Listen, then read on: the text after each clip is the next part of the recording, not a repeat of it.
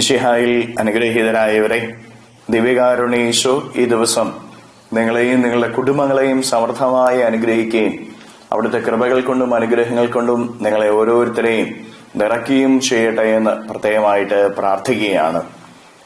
ഈശോ നിങ്ങളുടെ എല്ലാ അധ്വാനങ്ങളിലും ഇന്ന് നിങ്ങളുടെ കൂടെ ഉണ്ടായിരിക്കട്ടെ. ഈശോയുടെ പിറവിക്ക് വേണ്ടി ഈ ദിവസങ്ങളിലെല്ലാം നമ്മൾ ഒരുങ്ങിക്കൊണ്ടിരിക്കുകയാണ്.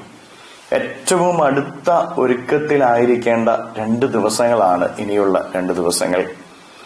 ഈ 2 ദിവസങ്ങൾ എങ്ങനെ ആയിരിക്കണമെന്ന് പൗലോസ്ലീഹ എഫെസോസുകാർക്ക് എഴുതിയ ലേഖനത്തിലൂടെ നമ്മെ പഠിപ്പിക്കുന്നുണ്ട്. അതിന്റെ 6-ാമത്തെ അധ്യായത്തിന്റെ 18-ാമത്തെ തിരുവചനത്തിലൂടെ വചനം പഠിപ്പിക്കുകയാണ്.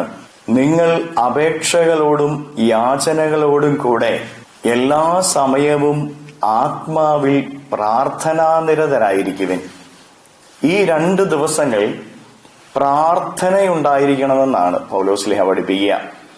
ഈശോയുടെ പിറവി നമ്മുടെ ജീവിതത്തിന്, നമ്മുടെ കുടുംബത്തില് ഒരു അനുഭവമായിട്ട് മാറണമെങ്കിൽ ആത്മാവിൽ പ്രാർത്ഥനാനിരതരായിരിക്കണം നമ്മൾ ഓരോരുത്തരും.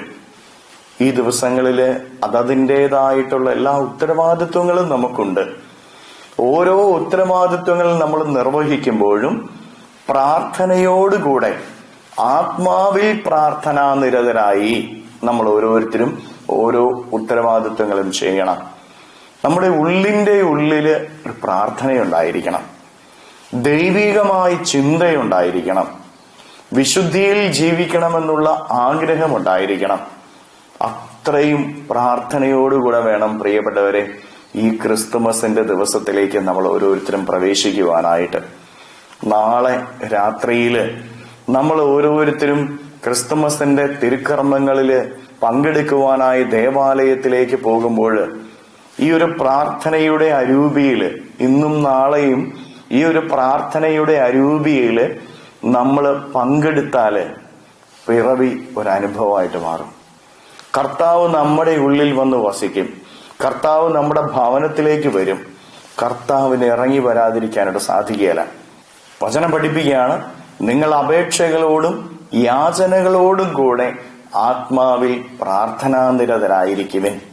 പ്രിയപ്പെട്ടവരെ, ഇനിയുള്ള ഈ 2 ദിവസം കൂടുതലായിട്ട് നമുക്ക് പ്രാർത്ഥിക്കാം. എന്തു ചെയ്താലും അതൊരു പ്രാർത്ഥനാ മനോഭാവത്തോടുകൂടെ ദൈവത്തിന് സമർപ്പിക്കുക. അപേക്ഷകളും യാചനകളും നമ്മൾ ഓരോ കാര്യങ്ങൾ ചെയ്യുമ്പോഴും ദൈവത്തിനുമുമ്പിലേക്ക് സമർപ്പിക്കുക. നമുക്ക് വേണ്ടി, നമ്മുടെ കുടുംബത്തിന് വേണ്ടി, സമൂഹത്തിന് വേണ്ടി, നമ്മുടെ പ്രാർത്ഥന അർഹിക്കുന്നവർക്കൊക്കെ വേണ്ടി നമ്മൾ ഓരോ കാര്യങ്ങളും ചെയ്യുമ്പോൾ അതൊന്ന് സമർപ്പിച്ചിട്ട് ചെയ്തു നോക്കിക്കേ. അതെല്ലാം അനുഗ്രഹമായിട്ട് മാറും, അതെല്ലാം കൃപയായിട്ട് മാറും, അതെല്ലാം ദൈവശക്തി നിറഞ്ഞു നിൽക്കുന്ന കാര്യങ്ങളായിട്ട് മാറും. പിറവി ഒരു അനുഭവമായിട്ട് മാറും. കൂടുതൽ പ്രാർത്ഥനയിൽ ഈ ദിവസം നമുക്ക് ചെലവഴിക്കാം. അതിനു വേണ്ടുന്ന കൃപ യാചിച്ച് കരങ്ങളെ യാചനയോടെ പിടിച്ച് നമുക്ക് സ്തുതിക്കാം. ഹല്ലേലൂയ. ഈശോയെ നന്ദി. Hallelujah, hallelujah, hallelujah, hallelujah, hallelujah, hallelujah, hallelujah. കർത്താവായ ഈശോയെ, മക്കളെ ഓരോരുത്തരെയും ഇവിടുത്തെ തിരുമുമ്പിൽ സമർപ്പിക്കുന്നു.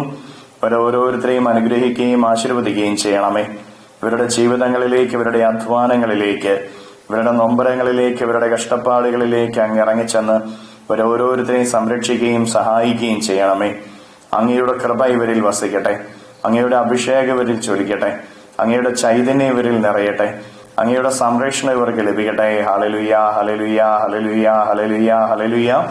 നിത്യം പിതാവും പുത്രനും പരിശുദ്ധാത്മാവുമായ സർവേശ്വരായ എന്നേക്കും ആമേൻ.